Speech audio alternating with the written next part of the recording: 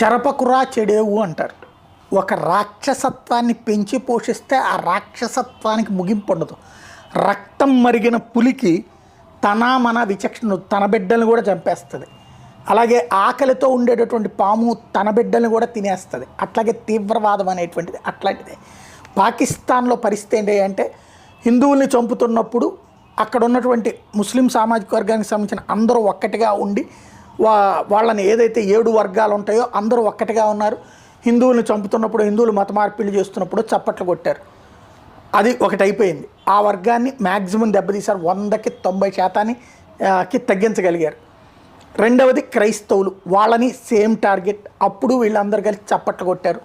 బౌద్ధులు, జైనులు, సిక్కులు వీళ్ళందరినీ 100కి 90% తగ్గించేసి 10%కే మిగిల్చారు. అది కూడా ఒక రాష్ట్రంలో ఎక్కడైతే వీళ్ళందరూ బలంగా ఉన్నారో అక్కడ మాత్రమే బ్రతికినట్టు